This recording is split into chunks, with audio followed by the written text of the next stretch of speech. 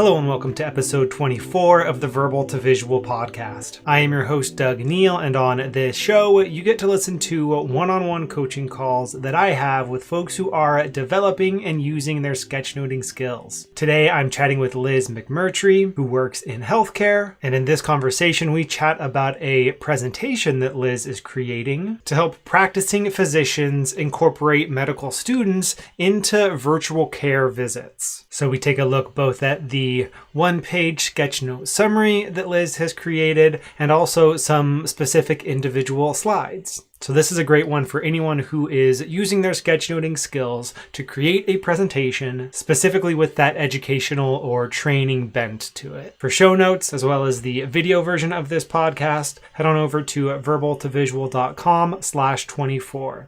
Let's get into it. I feel like this has been a very specific project for me that I needed to get done. And part of the reason that I ended up deciding to create my own visuals for this presentation is that it's a topic that doesn't have a lot of visuals that would have related really well to it. And in normal circumstances, I would have set up a photo shoot with my marketing department, and we would have sort of manufactured some images that would go along with a presentation like this. But because we are where we are, we can't, and we didn't. And I thought I have to, once again, innovate and do something different. Yeah. Oh, that's great. I'm excited to hear more about that. Well, why don't you start by giving a little bit of this overview of kind of who you are and what you're up to, and then kind of we can segue from there into the specific thing you're working on and chat about how that's going. Yeah. So my professional career is as a physician. I'm an emergency doctor, but I'm also a full-time academic administrator for a medical school.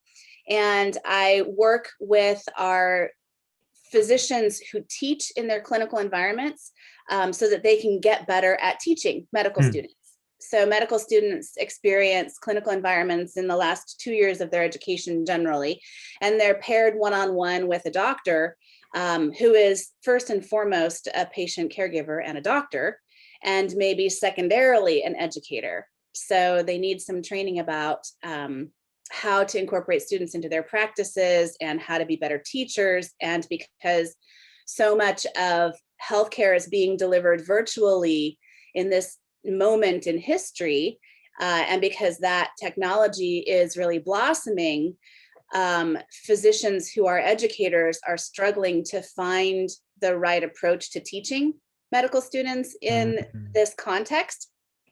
And so this particular presentation is going to focus on how to teach and how to incorporate students into virtual healthcare encounters. So telehealth encounters, telemedicine encounters, and going through some of the specifics about telehealth. Gotcha. Yeah, that's very, very interesting, very relevant and of the moment, and also not I can imagine that there's not like a simple solution to this. So yeah, worth exploring for sure. Yeah, and everyone's context is a little bit different. So I am in Washington State, but we work with physicians across the entire Pacific Northwest. And so the experience that someone might have in Seattle as a telehealth provider or incorporating telehealth into their practices may be really different than the experience that someone in rural Idaho might have for a variety of reasons. So yeah, we're all, as healthcare practitioners, we're all trying to catch up to this moment in history with regard to technology and virtual healthcare. So it's been fun. Yeah. So talk to me a little bit about the specific presentation that you're working on. So what I built for you with the sort of Sketchnote is the storyboarding that we did from the session. I think it was 2 weeks ago, it might have been. Awesome. So I took the brainstorming and some of the thoughts about the iconography that might be needed for this and developed the Sketchnote here that walks through kind of the main components of what I wanted to cover in this hour-long presentation. Gotcha. And So before you kind of walk through the presentation, so you mentioned it's an hour long, solid, big chunk of time. Is this something that you'll be kind of recording and distributing or presenting live? Give a little bit of that context, and then we can jump into the specifics. yeah, sure. So it'll actually be a live recorded session. Gotcha. So we intend for this product is a quarterly product for us that I do, and it is intended to be endurable in a recorded format. So the first delivery is live, and people have a chance to interact and engage with some of the polling that I intend to do during this presentation. And then we go ahead and upload those recordings into our faculty development webpage, and people can view them as they desire. Or refer back to them. I generally also try and put together a one-page sort of handout deliverable with each of these sessions, so that the folks that actually attend in person, or even that attend or that access the information from the website, can have a sort of one page that they can stick up on their computer or whatever. And I actually was thinking to take this particular sketchnote and create my one-page deliverable from this. Oh yeah.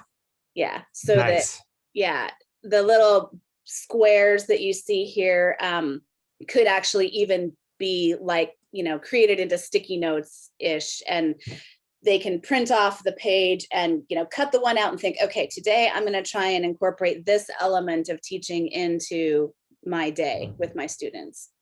Awesome. I love this format a lot. And I imagine I wanted to point out for listeners and folks maybe watching this that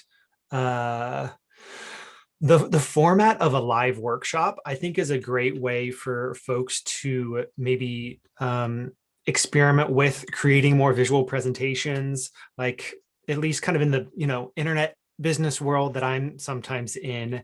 Folks often want to get to a fully completed online course or these like super polished videos that they want to share. But there's something that's super great about having a live workshop format, even if it's not, a full hour, it could be 20 minutes or 30 minutes, where you prepare some visual ideas, but then have that opportunity to present them and interact with other people. The live format allows you to kind of not hit these roadblocks. Like you have to keep going through it, even if it feels like you're stumbling through it.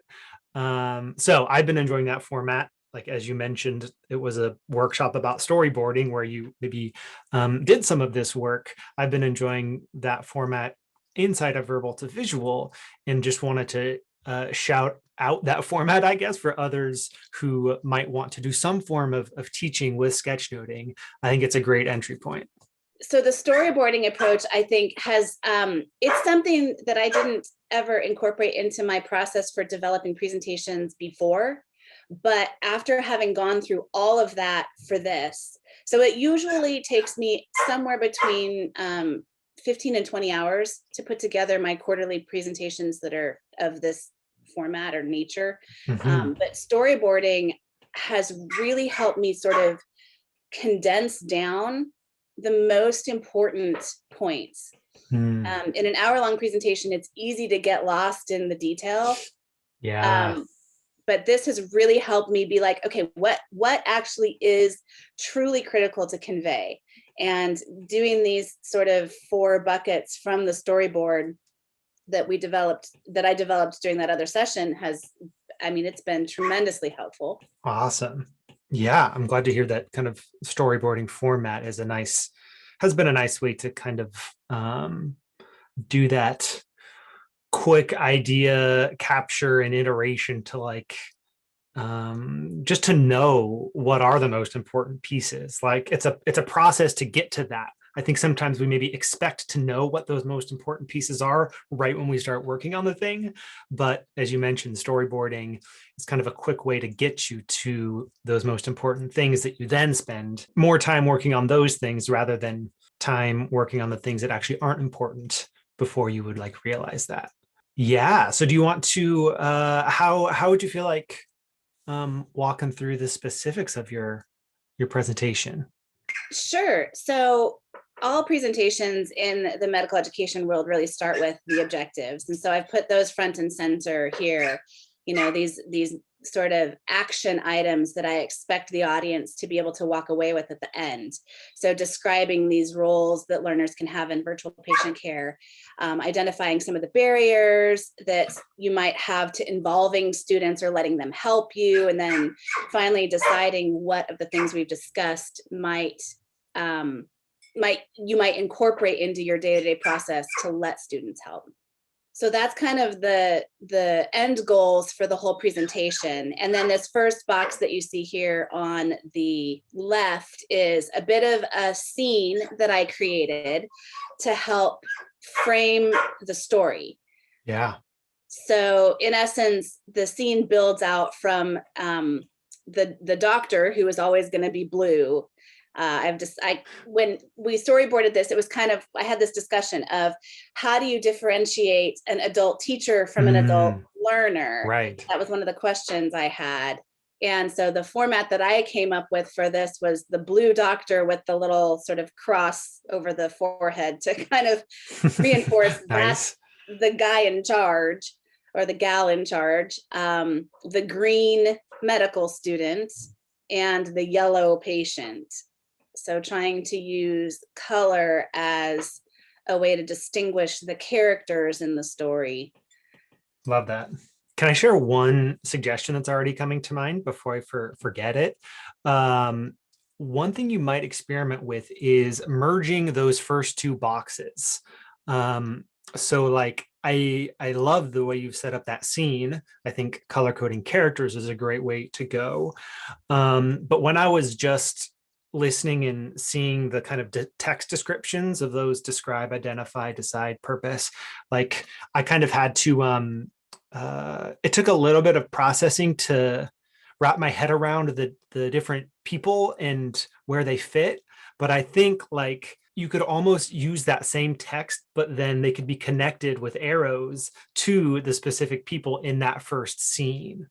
So that might be a fun way to integrate it. Maybe you first introduce the scene and then kind of use that as a reference for the things you hope folks get out of this session. Yeah, that's actually a really great idea, because in the slide deck, I do have kind of the setting the scene first. I generally give a bit of an introduction and then give the objectives. Yeah. And Perfect. so, yeah, so I could actually take my second slide, which is the objectives, and put it into the scene instead. That's a great way to think about it. Yeah. I like what you described though, of like first setting the scene, and then adding those objectives in. I think that order makes a lot of sense for getting things going. Yeah, and even in the handout, if I take this single sketch note and create my one-page deliverable handout out of it, being able to incorporate those two boxes at the top together might make a lot of sense. Yeah, it does make for a nice kind of summary too. Mm-hmm. Yep. Yeah, thanks for allowing me to interject there. Go ahead and pick it up. Please. That's what I'm here for, is all the feedback I can get. Yeah.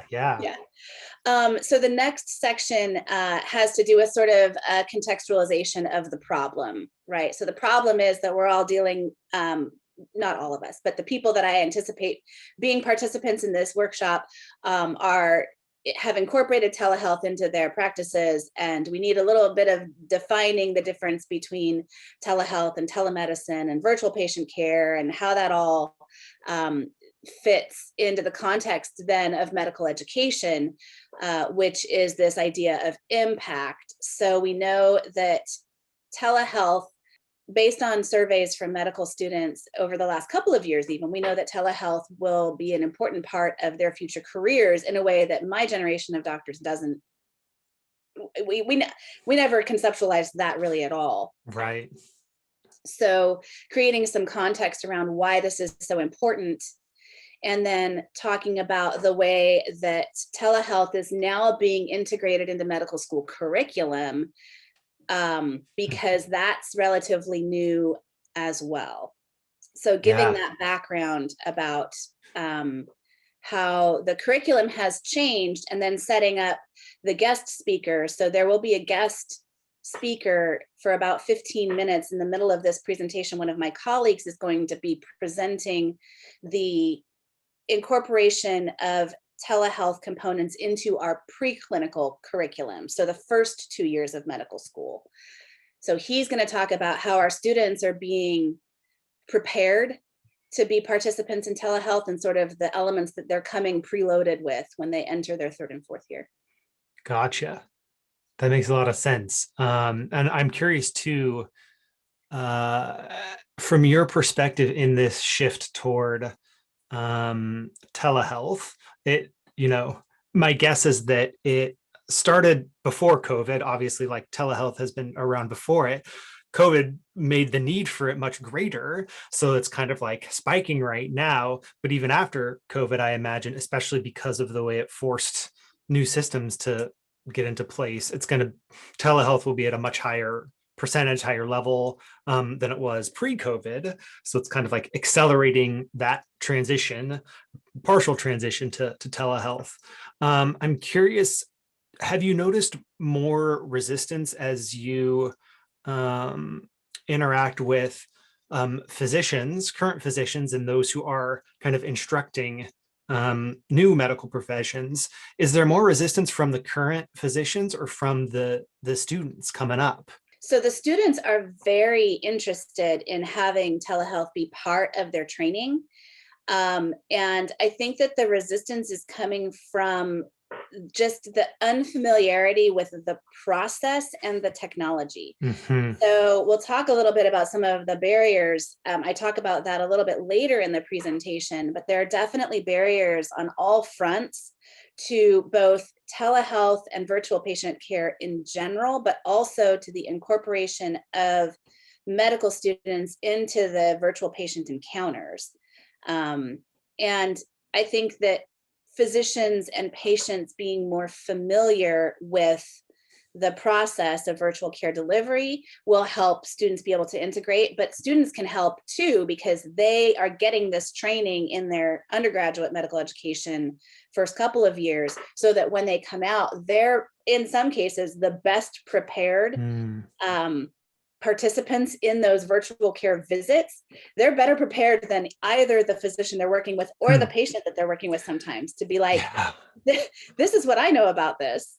Right. It's an interesting merger of expertise. Like you've got the medical expertise, of course, from the professional, but kind of on the technology interaction side, it might be the students coming up that have more familiarity and kind of relative expertise in that environment. So it's a really interesting kind of space to be exploring. Yeah, it's super cool. And we know that medical students like to be helpful, like to be seen as helpful. And so this is one of the ways that they might actually really be able to be, if the physicians that they're working with will just start to utilize them and accept them as workers and helpers. Yeah, that's awesome. Okay, cool. I might have kind of jumped ahead by those questions, so I'll let you keep going.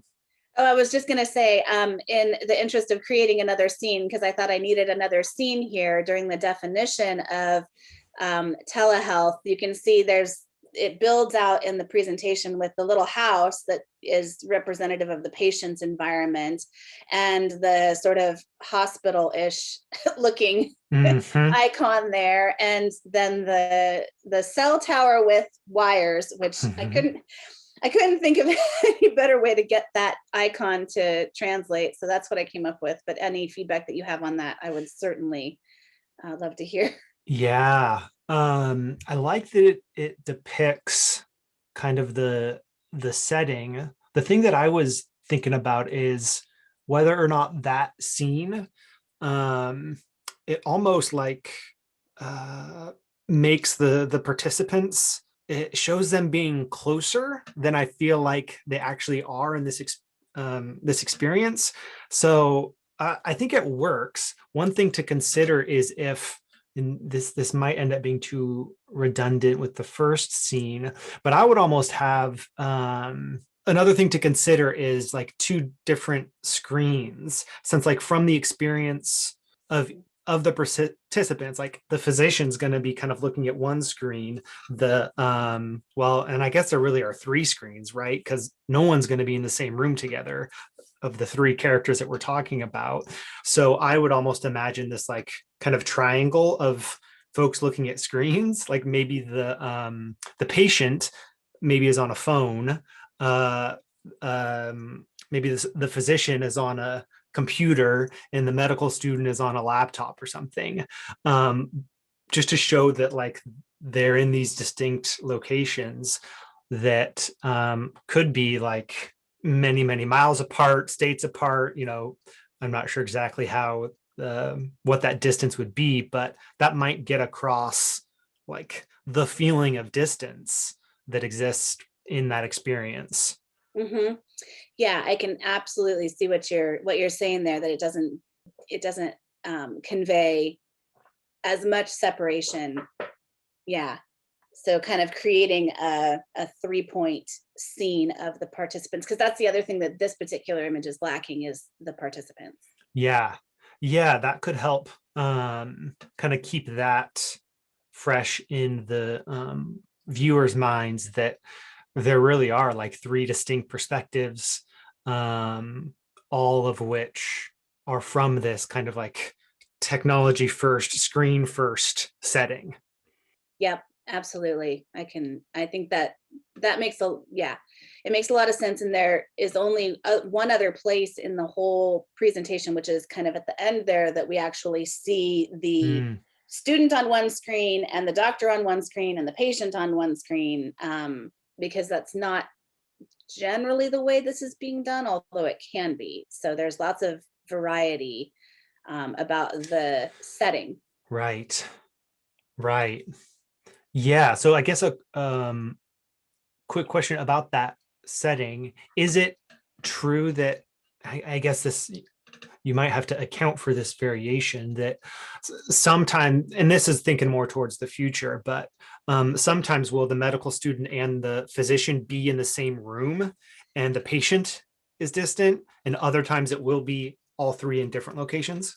Yeah, so we're finding right now that it's about 50-50.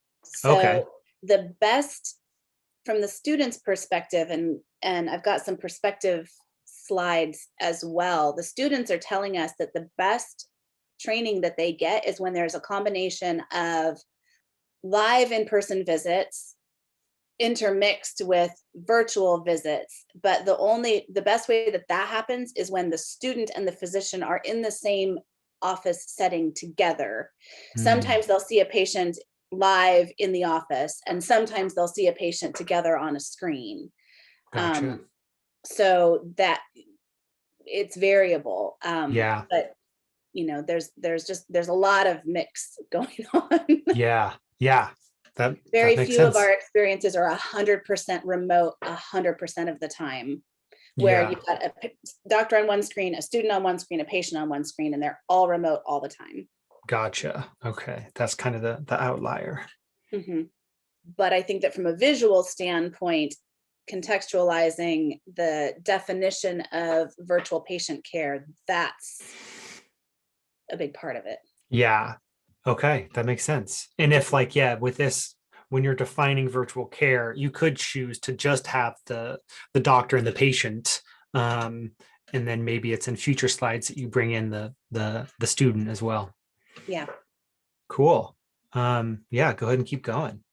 Yeah, so I kind of moved down into the next section, that we kind of already covered just a little bit.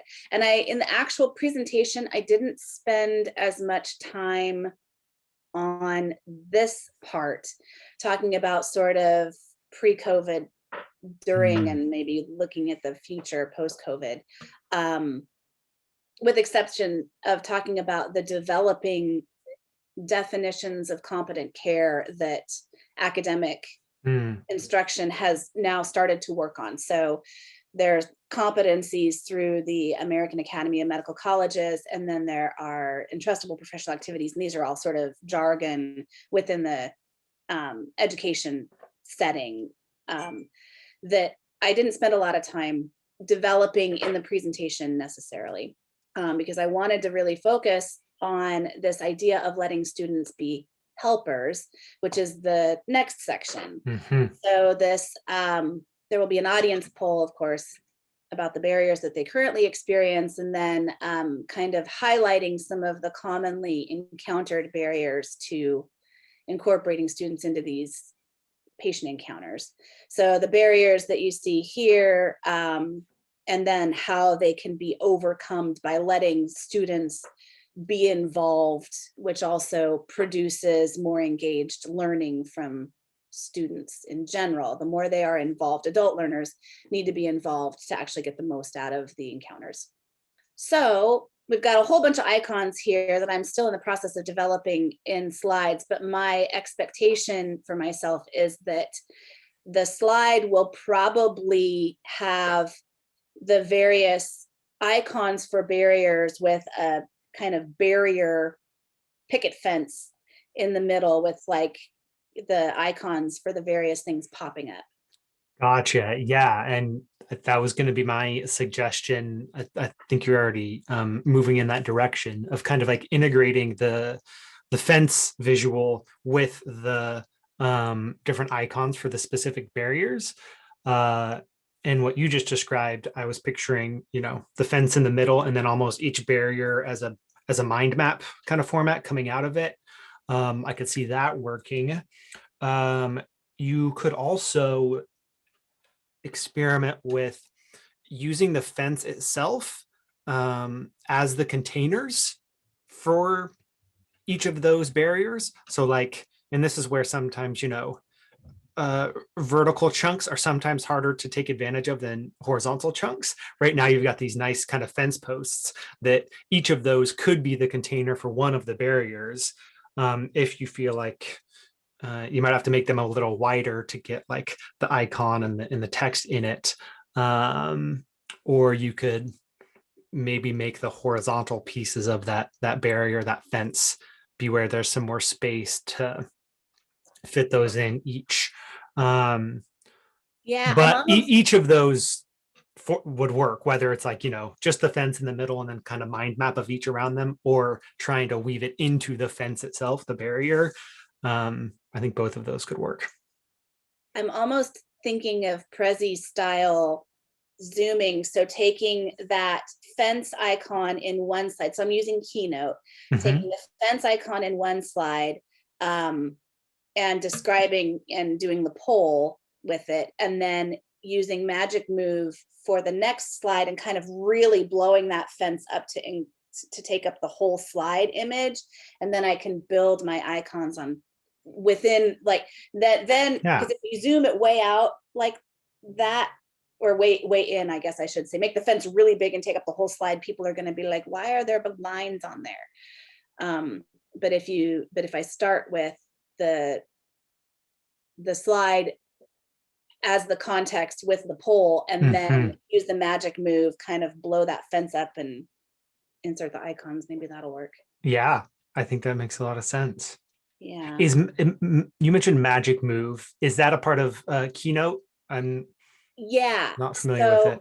Yes. So what you can do is, if you have elements on a slide that you want to persist into the next slide, but maybe change position, you can select the Magic Move transition type, and it will take and duplicate the principal slide. Gotcha. And then you can select the elements that you want to move them on the second slide, erase the stuff you don't want anymore from the first slide. And as you do that move transition from slide to slide, that element will show up in a different location, show up in the new location on the next slide. Cool. That's something I want to experiment with. I've been doing a lot of using Keynote on my iPad, which I love because of the way you can do these animations with Apple Pencil and how you draw it. But there are some limitations, like what you can do with Keynote on the iPad is different than what you can do on a laptop. So I'll explore whether what you just described is feasible or not to do on a kind of tablet environment, but it sounds cool. Yeah, so I do much what you do, and I have been using my tablet to create all of the drawn content, but when I'm editing, I edit on my desktop, and I find Magic Nice. Move a little easier to deal with on the desktop than the iPad. Yeah, I can totally see that. I like that workflow. Yeah, and then the other thing that I did that I'm starting to really play with is I developed a handwritten font. Cool. Yeah, and so you can actually load that into, Keynote and use a handwritten font, but it doesn't show up as a handwritten font on the iPad. It'll only show up that way on the desktop. Because Gotcha. I'm not sure yet how to get my handwritten font style onto my iPad. Yeah. Yeah. No, I can see that. That's cool though. I like how you're integrating these things.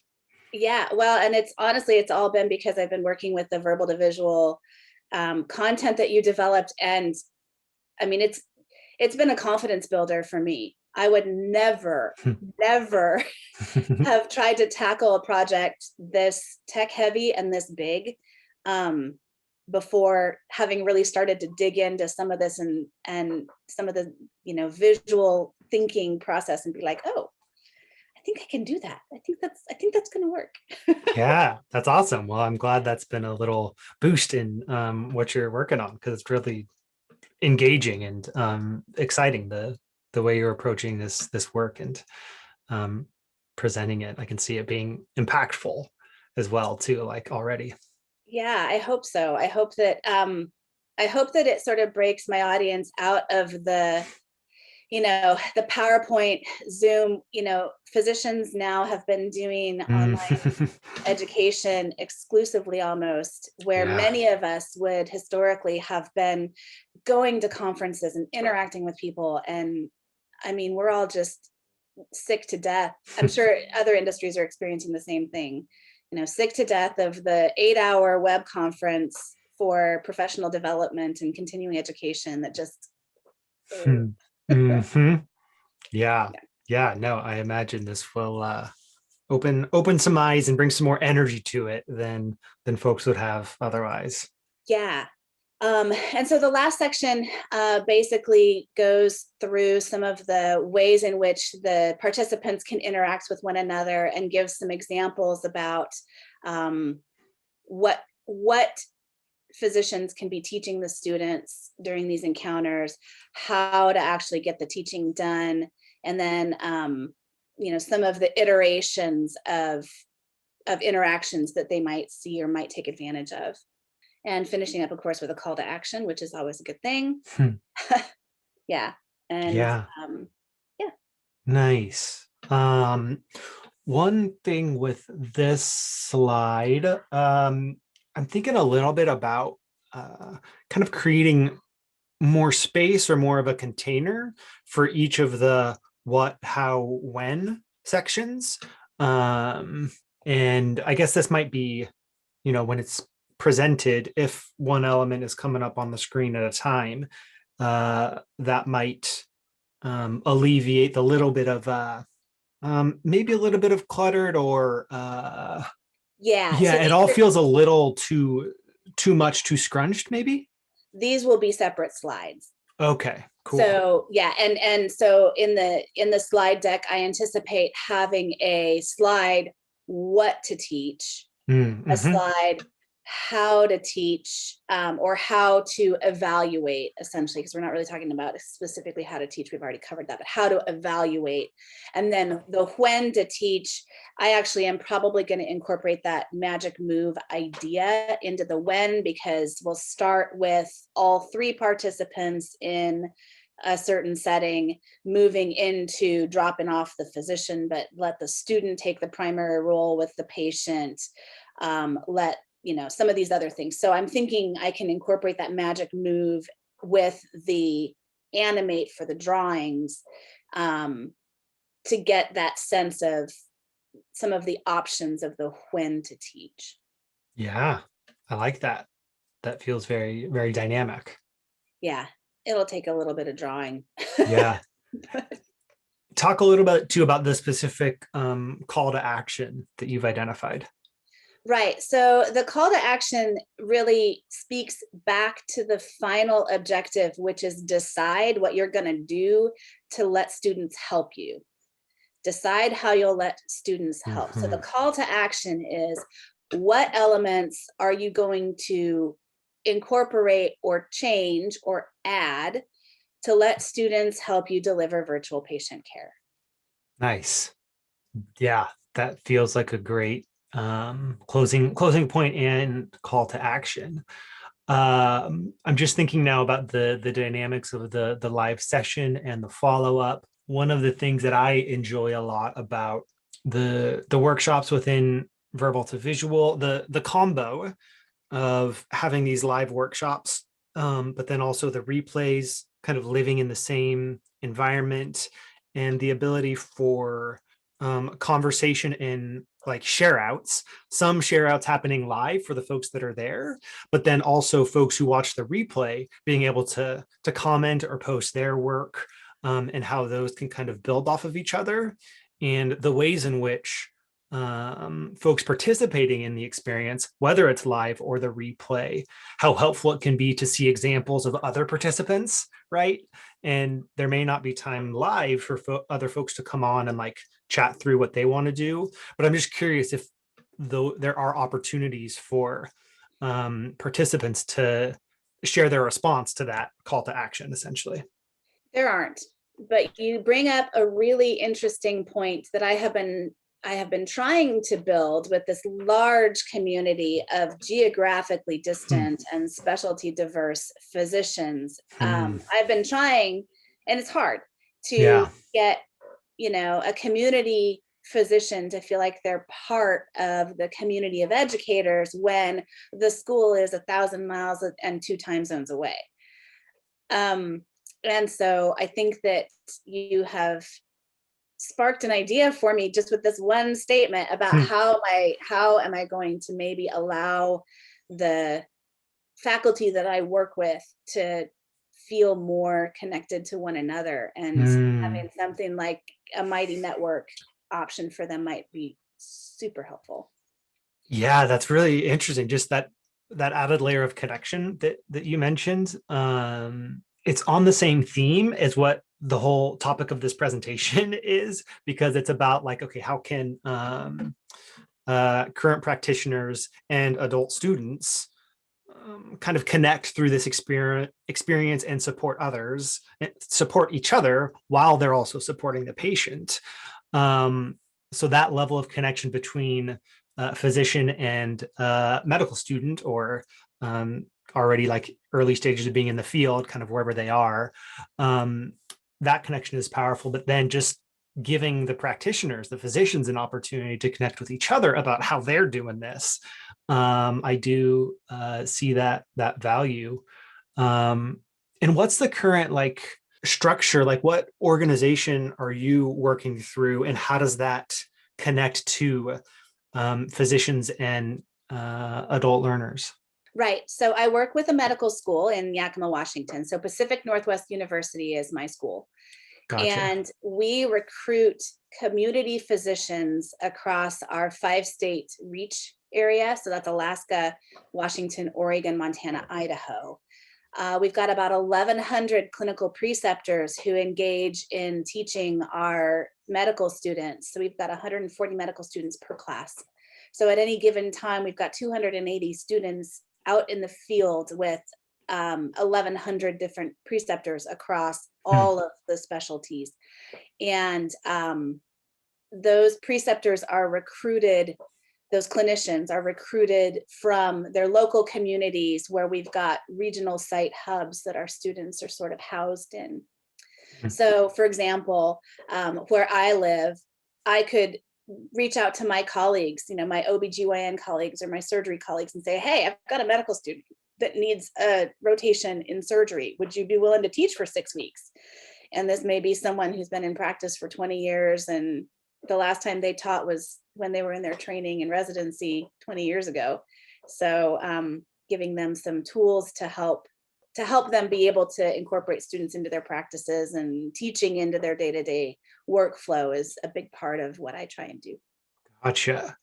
Yeah, that helps give some specificity to like what the network of interactions actually looks like. And yeah, and for me, it's like the breadth of it, across 5 states, across different specialties, across years of experience and potential distance from last teaching experience. Like there's a lot of those variables there.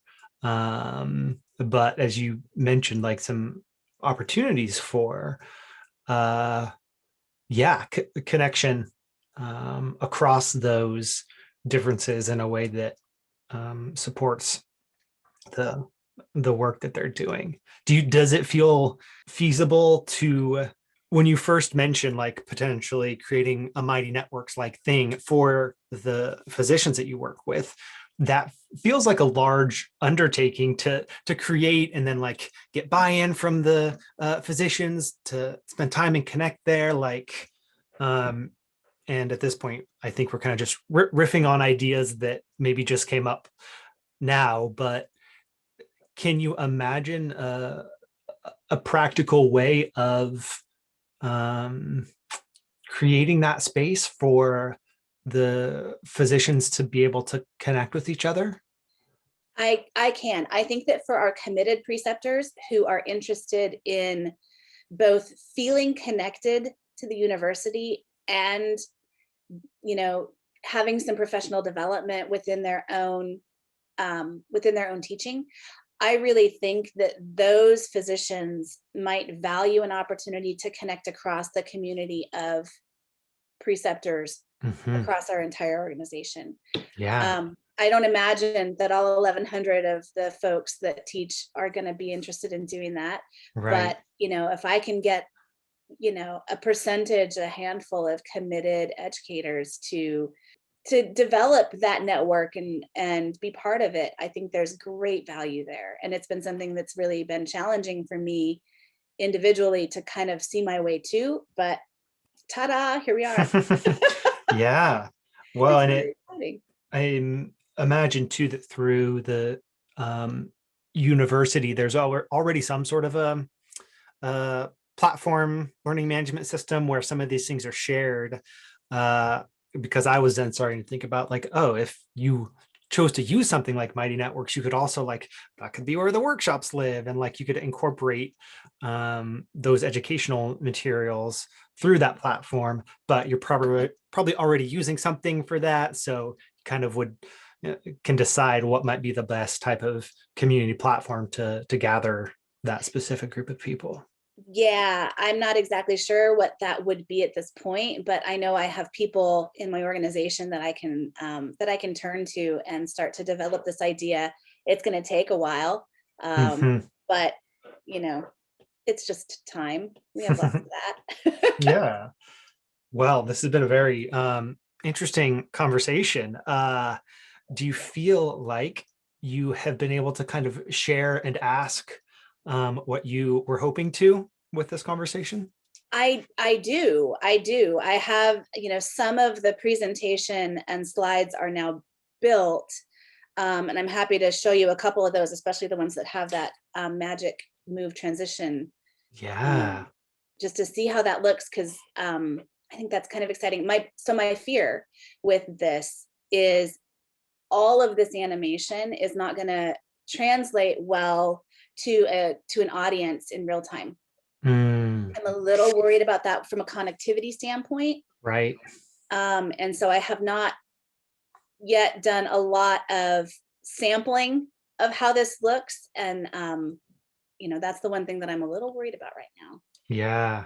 So let me go back to a slide that I know has some of that animation on it, and see how that looks. I'm going to be spending a lot more time with, my friend who helps me with these things and be like, okay, does this work? Yeah. All right. So this is a slide that is going to end up being cleaned up a little bit. I've got to put in my citation at the bottom here. So this talks about the impact of why telehealth is important, and that the incorporation of telehealth requires the curriculum, which is in the process of being built for our institution. We know that in academic year 2015 to 2016, approximately 25% of preclinical curriculums across the country had a telehealth component, and approximately 50% had a clinical component. There's the magic move there that the curriculum goes Nice. to the top in the next slide, and we talk about some of the ways that the curriculum is being manipulated to include these components, which all speak to the experience of diverse patient exposure, demonstrating the viability of telehealth and building student skills in this arena. So these are the ways that some of these slides will come together.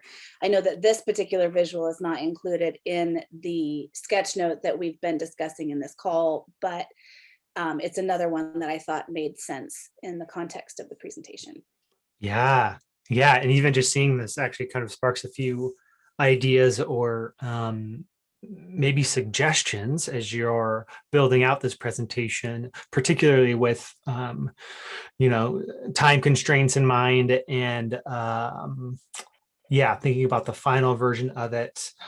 Something that I consider and think about when specifically using this kind of presentation format, sketching things out within Keynote, using their animation features.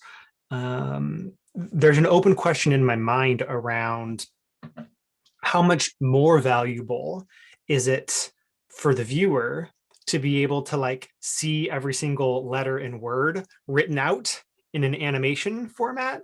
Is that valuable? And if so, how much? Than that word just appearing. And the reason that feels relevant is because it might be a lot more time to like animate every single word as opposed to just having that word or phrase fade in. So if time constraint becomes an issue, I would lean on, for the most part, I think with text coming in, don't be afraid to just like do a fade in for those, even if it's still like your handwriting. But then maybe with the visuals, like with the arrows pointing to that target, keep that as kind of the hand-drawn animation and maybe even slow it down. Like I'm pretty sure the way it showed up here was probably quicker than especially with connectivity issues and maybe some, buffering or whatever with an image like that, just slow it down a little bit so that folks can actually like comprehend what's going on. I think that might be a little more meaningful and impactful. Yeah, I did have to go back into Keynote and reset the build out for the drawn components to make it a lot slower. And I clearly missed this one. I have been setting them depending on how big the image is and how, depending on what I'm doing, anywhere from 2 to 4 seconds. So I think based on what I've seen so far, I think this one's probably actually set at 0.5 seconds, but it needs to be closer to that 4-second time build out. And I agree with you completely. I have noticed as I've been building this that I do not animate the text. In fact, I'm animating it less and less as I refine because it's too much movement. Yeah. It can be too much movement and too time consuming for you to be worth it. With that said, the one thing that you might continue paying attention to, I can't remember exactly how this came up here, but still, if you're spending like, as you're introducing even like lectures, patient encounters, simulation, scholarly projects, like I think there is some value to introducing those one at a time, as opposed to having all 4 show up at once. That might already be on your radar, but like that type of introducing point by point does still seem valuable, removing the animation, hand-drawn animation part from it.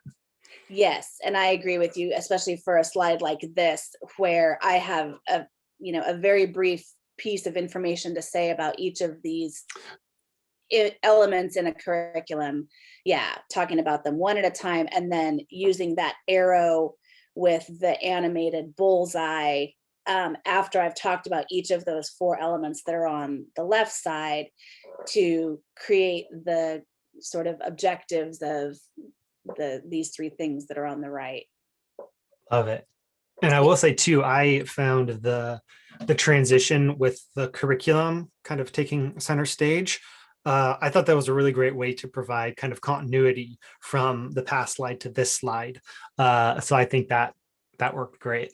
Yeah, I am enjoying the magic move transition for certain things. Yes. I have another slide farther down the line that has, some more of that in it that I think, I think works pretty well. Nice. Yeah. So there are some examples there. I could take you through all the stuff that I have built so far, but it's an hour-long presentation. Yeah. And I guess we probably should kind of start to wrap up our conversation here. Was there maybe like one other thing you wanted to show from your presentation? Sure. The idea of certain things, don't always build the animation text out. So when this slide comes up, it's going to come up as just text. And then you get the drawn medical student with the student perspectives that aren't so great. Things like being a fly on the wall and just an observer in this encounter between a physician and the patient. Other things that don't work quite so well is being told about a telehealth visit. There's nothing for you to learn here, as opposed to some more positive perspectives that our students have related to us about this learning. And so we get the student perspectives moving across the slide to the other side. Things that students can do are things like helping with health questionnaires, and remote monitoring for things like cardiac telemetry. And the other thing that we've found that's been really useful is students being in virtual settings with patients who have COVID so that there's not so much healthcare provider exposure. And I do feel like with this particular slide, now that I'm seeing it with you in real time and talking through it, there's too much drawing. So what I may end up doing is maybe letting this COVID scene just appear as an all-in, or maybe not drawing the cardiac telemetry icon or the health questionnaire icon, but maybe drawing some and not others. What do you think? I did not have that impression. What makes you think that it's too much drawing? Is it from a like time for things to show up perspective, or kind of the final slide that I feel makes you like think maybe that much drawing would be overwhelming to an audience. Nah, I don't think you have to worry about that. Okay. Because I think each provides especially even as you were describing it, there's a kind of point and a connection to each of those first 2 visuals, like the clipboard and the graph. So it's a helpful reminder of those 2 pieces, and the other scene with a telehealth visit with someone who has COVID, like that's its own kind of clear, distinct scene. So I see it as being helpful. Okay. This is one of the things that's really nice to get this kind of feedback from a professional, because in my, you get a little entrenched in some of these things and it's harder. I have my opinion about it, but it's only because I've been looking at this now for the last week. Right. And then there's also the piece that there's always a possibility that the folks you'll be presenting this to, they have a different perspective than I'll have. So I don't know if you have the chance to run it by someone that's more or less in your target audience, but that's another potential source of feedback. But I think, even just a couple of slides that you've shown I'm impressed with what you've done and how engaging it is, and I think it's pretty awesome. Well, thank you. Thank you. Like I said, much of it is to your credit for the teaching that I've had from you during some of these other sessions, and from the Mighty Networks verbal to visual, intro to visual note taking. All of that stuff has been super, super helpful to me, and I would not have had the confidence to do any of this without that. So thank you. Yeah, no, you're welcome. It's fun. It's so fun to see like the work that folks are doing with the kind of skills that we focus on at verbal to visual. Maybe as kind of a wrapping up thought, what do you think will be your follow-up actions kind of after this conversation? Obviously, there's kind of a lot that we've talked about, but do you feel like you have a sense for what you might like to do in response to our chat today? Yeah, so there are a couple of things that I know I'm going to refine within the presentation itself. I'll be working a little bit with that second scene with the house and the hospital, and maybe refining that a little bit to reinforce the participants at a distance, as opposed to the sort of brick and mortar structures. So there'll be that refining. I think that one of the big things that I'm taking away from our conversation is the notion of developing an asynchronous networking approach for my cohort that I teach in this, for this kind of stuff. So Yeah, my 1,100 preceptors across my 5 states and 3 time zones. yeah, So that's definitely going to be something I'll be chewing on for a while, to figure out if something like Mighty Networks, or whatever, however my IT department can help me develop that, will reinforce that notion of community for this group. So that's another big one for me. I'm pulling up my little notes here to make sure. Oh, and the other thing was trying to take the Sketchnote that I kind of worked on through this session today, and make that the one-page deliverable for the audience that they can access after the fact. love it. I like that idea of having like a one page takeaway. Mm-hmm. Yeah, and there's a variety of ways that people could use that. And up until COVID, these were live presentations that were given at state conferences and things too. And so the question was always, do you give the one pager at the beginning so people can reference it during the presentation, or do you give it at the end? So do you have a thought about what's most effective if you're gonna do a paper deliverable for a live presentation? Oof. Within an online setting, No, in a live setting. in an in-person setting. Yeah, because online they can access it whenever, if they know it's there, they access it whenever they want. Yeah, that's a really good question. Probably after the fact. Like I feel like if I was building kind of interaction in, or activities that I would want participants to engage in throughout the presentation, obviously like hand those out first. If there's a handful of like, I don't know, almost workbook style things where you want to give the participants a time to like jot their ideas down, hand those out before, but probably save the one pager for the end, because I feel like that just opens up the opportunity for participants to like skip ahead for unfocused attention. Yeah, I feel like that would probably help direct their attention to where it should be by waiting until the end to give that one pager out. Yeah, the argument against giving it before, if it's a one-page summary, is that they'll take your takeaway and take it away. I mean, Yeah, just it's yeah, gone. yeah. They're gone. Right, right.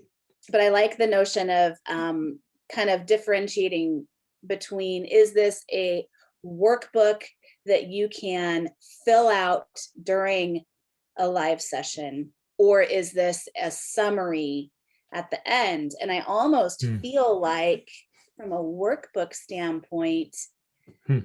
this is like a sketch note of this type could certainly be translated into a one-page tiny workbook that they can jot down and fill in some notes. So leave a lot of the, leave the squares a little bit blank, maybe give them a tiny visual connection to make there, but that's a place for them to write their notes. Yeah.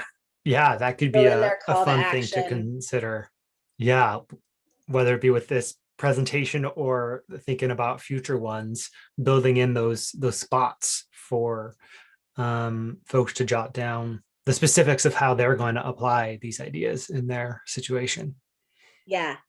I had never thought to do that with handouts before to this for this type of presentation, but I'm really liking that because one of the things we know about faculty development is that people can say, oh yeah, it was great, I learned a lot, but there's no commitment to change. Mm-hmm. And Yeah, so the most effective faculty development sessions actually follow with a commitment to change. right. And you'd kind of be sowing the seeds for that with a bit of interaction kind of throughout. I can totally see that. Yeah.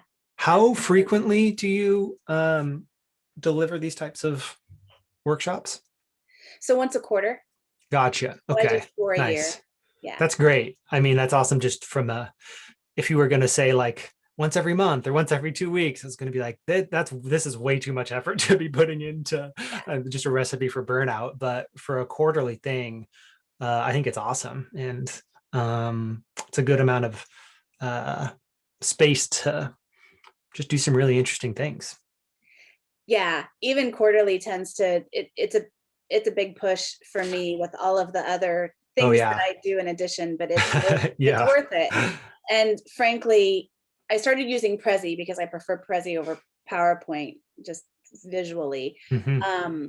But I had gotten a little burnt out on doing these presentations now after having almost 3 years of quarterly Mm. web sessions focusing on these elements. But personally, developing a presentation with this format and in this style has been really engaging for me and has like reinvigorated that creative spark so that it's a little more interesting for me too.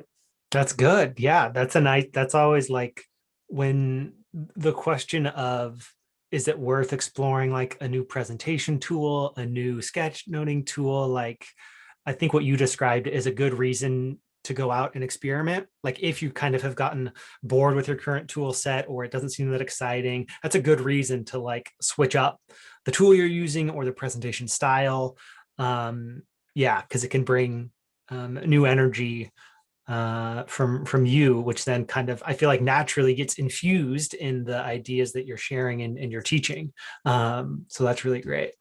Yeah, for sure. And I have taken away a lot from our session today, just in some of these, specific elements. I mean, adding the idea of a workbook handout instead of just a one-page summary handout. Yeah, that's a great idea. I've got about 4 things to work on as I build my content for the next year. Most of the time, my development sessions carry the same theme throughout the year. Um, Gotcha. That's nice. so yeah, so for the next year's development sessions, I'll be looking to incorporate some of these things that we talked about today. So thank you. Yeah, thank you for having this conversation. I'd love to see how that goes, kind of with this presentation, but then also what you take with you and experiment with in the future. So do keep in touch with how it's going, and whenever it feels comfortable, share with us the work as it comes along. I absolutely will. Thank you so much for creating the space for me to be able to do that. I hope that you enjoyed that conversation between Liz and I. If you want to see the final version of the one-page Sketchnote summary that Liz created, check out the show notes. Not too long after our conversation there, Liz shared that final image inside of Verbal to Visual, and I think you'll enjoy checking it out. You can find that at verbaltovisual.com/24. I also hope that our conversation sparked some ideas for you as you think about a presentation that you're preparing. If you would like a bit of extra support on the visual side of things while you work on presentations, come join us inside of Verbal to Visual. There you will find a library of complete at your own pace online courses that will help you build and use your sketchnoting skills, and a global community of visual thinkers doing interesting things and meaningful work like Liz. And keep in mind that when you sign up, you get access to one-on-one coaching calls like what you just heard at no additional cost. You can learn more and sign up at verbaltovisual.com. Thanks for tuning in this week, and I look forward to sharing another conversation with you next time. Till then.